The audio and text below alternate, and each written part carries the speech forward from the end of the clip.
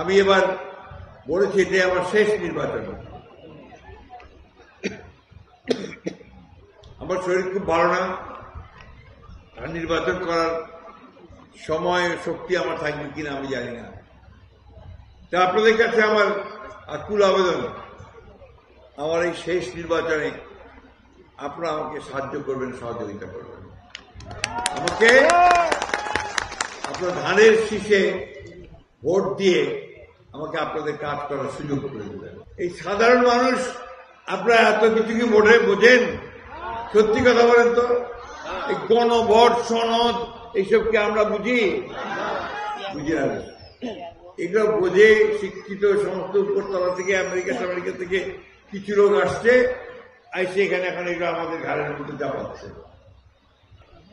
কিন্তু যেটা রাজি হবো সেটাই শুধু আসবে, আর যেটা রাজি হব না সেটা পার্লামেন্টে যাবে। পার্লামেন্টে গিয়ে আপনারা